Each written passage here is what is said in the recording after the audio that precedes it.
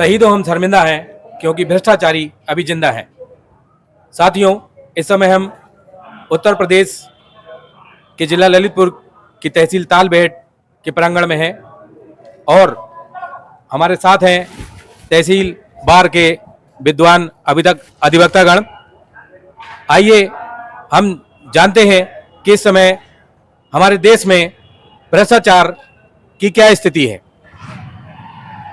भ्रष्टाचार हमारे देश के लिए कितना घातक है, ये कितना आम आदमी के लिए नुकसानदायक है, भ्रष्टाचार देश को किस तरह कमजोर कर रहा है, इस बारे में हम जानेंगे हमारे विद्वान अधिवक्तागण से। आज हमारे देश में चारों ओर भ्रष्टाचार भ्रष्टाचार भ्रष्टाचार, प्रधानमंत्री, मुख्यमंत्री और देश के बड़े बड़े नेता बड़े बड़े मंचों से भ्रष्टाचार के बारे में बताते हैं और भ्रष्टाचार कम करने की दुहाई देते हैं। जीरो टॉलरेंस की नीति अपनाए जाने की बात करते हैं। इस बारे में हम जानेंगे हमारे विद्वान अधिवक्ता और बार संघ के वर्तमान अध्यक्ष श्री नरवरिया जी से कि आज भ्रष्टाचार देश में किस तरह से अपने पैर पसारे हुए है और क्या इससे नुकसान और क्या फायदे हैं। क्या शुभ नाम है आपका? बाबूलाल नरवरिया, एडवोकेट, अध्यक्ष बार एसोसिएशन तालबेहट। वकील साहब, आज हमारे देश में भ्रष्टाचार चरम सीमा में पहुंच चुका है। छोटे छोटे कामों से लेकर बड़े कामों के लिए रिश्वत मांगी और दी जाती है और ये सब जानते हुए भी इस पर रोक नहीं लग पा रही। तो जानना चाहेंगे आखिर वो क्या कारण है जिसकी वजह से भ्रष्टाचार पर अंकुश नहीं लग पा रहा। देखिएगा, आज हमारी केंद्र सरकार और उत्तर प्रदेश सरकार जो है भ्रष्टाचार उन्मूलन बहुत बड़े वो चला रही है, लेकिन हमारे धरातल पर नहीं उतर पा रहा है। उत्तर प्रदेश में भ्रष्टाचार चरम सीमा पे है, नौकरशाही हावी है और अभी जो है हमारे मुख्यमंत्री महोदय ने एक टोल फ्री नंबर बताया है, उस पर यदि आप शिकायत करेंगे तो उस पर निश्चित रूप से कानूनी कार्रवाई होगी, कोई चाहे वो अधिकारी हो या कर्मचारी। जैसा कि काफी लंबे समय से हमारे देश को भ्रष्टाचार खोखला कर रहा है और उसकी जड़ें इतनी गहरी हो गई हैं कि इससे कोई अछूता नहीं है। आपकी नज़र में भ्रष्टाचार का दोषी कौन है?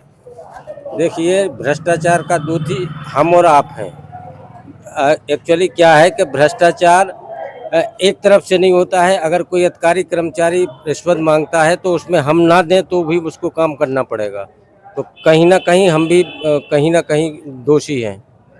तो आप मानते हैं कि भ्रष्टाचार को बढ़ाने में आम आदमी का भी योगदान है? हम भ्रष्टाचार पर ही राय जानेंगे। हमारे बीच मौजूद बार एसोसिएशन तालबेहट के पूर्व महामंत्री जी श्री कृपाल सिंह जी से कि आखिर भ्रष्टाचार क्यों बढ़ रहा है और इसके पीछे क्या कारण है।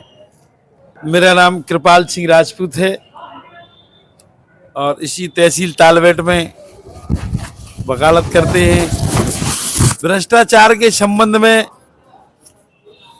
सरकार कदम उठा रही है, लेकिन भ्रष्टाचार अपनी चरम सीमा पर पहुंच रहा है। बालू माफिया, किसी भी प्रकार की कोई रॉयल्टी नहीं रहती है, इसके बाद भी उनके वाहन बराबर चलते हैं। विद्युत विभाग में किसानों के लिए कनेक्शन की रसीद काट दी जाती है, कनेक्शन नहीं दिया जाता है, बिल बराबर आते हैं। पुलिस विभाग में चरम सीमा पर कोई भी व्यक्ति आए, यदि उसने प्रार्थना पत्र दिया तो वो कहते तुम भी आओ और तुम भी आओ। दोनों लोगों को बुला करके दोनों से रुपया वसूल लिया जाता है और जो व्यक्ति वहां जाकर के एक न्याय मांगने के लिए जाता है उससे उन्हें कोई लेना देना नहीं है। इसी प्रकार से हमारे यहाँ तहसील में बेहद जो अनियमितताएं चल रही हैं उनमें हदबंदियों के मामले में कानून लेखपाल अन्य सभी कर्मचारी अपने भरपाई के लिए रुपया लेते हैं, लेकिन इसमें किसी भी प्रकार का कोई भी हस्तक्षेप सरकार नहीं करती है। सरकार कानून के दायरे में टोल फ्री नंबर दे देती है, उनको लगाने में उनके नुमाइंदा बोलते हैं और वो कहते हैं कि हमें कोई इसका पता नहीं है। इस प्रकार से भ्रष्टाचार चरम सीमा पर पहुंच रहा है। सरकार उस पर लगाम नहीं लगा रही है, इसमें कोई शक नहीं है। जय हिंद, जय भारत। भ्रष्टाचार कैसे कम हो सकता है आपकी राय में? ऐसा क्या करना चाहिए सरकार को कि भ्रष्टाचार पर अंकुश लग सके? भ्रष्टाचार में जो अधिकारी कर्मचारी हैं उनको एक टीम बना करके प्रत्येक मुख्यालय पे हर सरकार कदम उठा रही है, लेकिन भ्रष्टाचार अपनी चरम सीमा पर पहुंच रहा है। बालू माफिया, किसी भी प्रकार की कोई रॉयल्टी नहीं रहती है, इसके बाद भी उनके वाहन बराबर चलते हैं। विद्युत विभाग में किसानों के लिए कनेक्शन की रसीद काट दी जाती है, कनेक्शन नहीं दिया जाता है, बिल बराबर आते हैं। पुलिस विभाग में चरम सीमा पर कोई भी व्यक्ति आए, यदि उसने प्रार्थना पत्र दिया तो वो कहते तुम भी आओ और तुम भी आओ। दोनों लोगों को बुला करके दोनों से रुपया वसूल लिया जाता है और जो व्यक्ति वहां जाकर के एक न्याय मांगने के लिए जाता है उससे उन्हें कोई लेना देना नहीं है।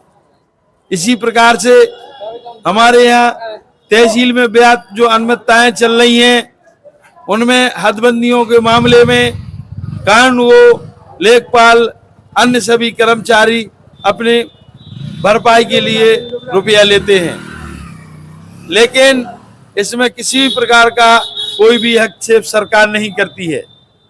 सरकार कानून के दायरे में टोल फ्री नंबर दे देती है, उनको लगाने में उनके नुमाइंदा बोलते हैं और वो कहते हैं कि हमें कोई इसका पता नहीं है।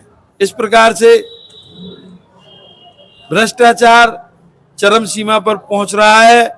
सरकार उस पर लगाम नहीं लगा रही है, इसमें कोई शक नहीं है। जय हिंद, जय भारत। भ्रष्टाचार कैसे कम हो सकता है आपकी राय में? ऐसा क्या करना चाहिए सरकार को कि भ्रष्टाचार पर अंकुश लग सके?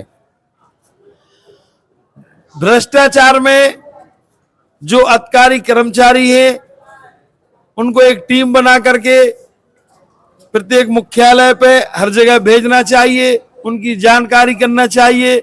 भेष बदल के सरकार के जो व्यक्ति हैं उनको आना चाहिए, उनको जानकारी करना चाहिए कि भ्रष्टाचार में कौन कौन व्यक्ति लिप्त है। यदि कोई अधिकारी कर्मचारी लिप्त हैं, किस प्रकार का काम चल रहा है, तो उसको पूर्ण रूप से देखने के लिए उन्हें अपने गुप्त टीम बना करके भेजनी चाहिए, जिससे पता चल जाएगा हर विभाग में कि कितना भ्रष्टाचार इस प्रदेश में फैला हुआ है। भ्रष्टाचार का दोषी कौन? सब लोग कहते हैं भ्रष्टाचार है, भ्रष्टाचार है। आखिर वो नेता भ्रष्ट है या अधिकारी भ्रष्ट है या अन्य कोई? आपकी नजर में कौन है भ्रष्टाचारी? जनता न्याय मांगने जाती है, जब जनता से कोई भी बात करते हैं अधिकारी कर्मचारी तो वो ये कह देते हैं कि भाई ऐसे तुम्हारा काम नहीं चलेगा। जब उनको काम करवाना पड़ता है तो वो कहते भाई कैसे काम चलेगा, वे कहते इसमें रुपया खर्च होंगे। तो जब रुपया खर्च की बात चलती है तो भ्रष्टाचारी कौन है? रुपया की जब बात चलती है तो भ्रष्टाचारी कौन है? जब थाने में जाते हैं तो दीवान जो रिपोर्ट लिखता है वो 500 रुपया देना तब आपकी रिपोर्ट लिखी जाएगी। इसके बाद 5000 रुपया जमा करो जब आपको देखा जाएगा, वरना आप घर भाग जाओ। इसलिए न्याय के प्रति जबरदस्ती अधिकारी कर्मचारी मनमानी करके गरीब जनता से रुपया वसूलते हैं, इसमें किसी प्रकार का कोई अंकुश सरकार नहीं लगा रही है। इस प्रकार से जनता का संपूर्ण रूप से शोषण होता है और जनता का शोषण के लिए सरकार अगर इस प्रकार से काम करेगी तो भ्रष्टाचार कभी बंद नहीं होगा। सरकार को अपनी नीति बदल देने चाहिए, वे अपने गुप्तचरों को भेजें, गुप्तचरों से जानकारी करें, इनकी जानकारी करें कि जिस समय इनकी नौकरी थी, जब इनको कितना रुपया दिया गया था और आज जो इनकी नौकरी कितने साल की हो गई, इनके पास कितने स्कूल आ गए, कितने बंगला बन चुके, कितनी गाड़ी बन चुकी, सारी चीजें ये सरकार अगर लगाम लगा दे। एक लेखपाल है जिसकी तनख्वाह 45,000, 50,000, 60,000, 80,000 रुपया होगी, जिनके लड़के पढ़ रहे हैं, उनका घर का खर्चा है, इसके बाद भी वो कहते हैं कि हमारा काम नहीं चलता है। आप मकानों, घरों और अन्य चीजों को देखो तो जानकारी होगी कि लेखपाल करोड़ों में। तो ये है सारी जानकारी। जैसा कि आपने देखा कि हमारे विद्वान अधिवक्ता ने बताया कि किन किन जगहों पर भ्रष्टाचार की क्या स्थिति है और किस तरह से एक आम आदमी भ्रष्टाचार के जंगल में जकड़ा हुआ है। अब सरकार इस पर कैसे लगाम लगाती है ये तो वक्त बताएगा, लेकिन आज आम आदमी भ्रष्टाचार से बहुत बुरी तरह से पीड़ित है। जय हिंद, जय भारत। Sorry, it's DJ.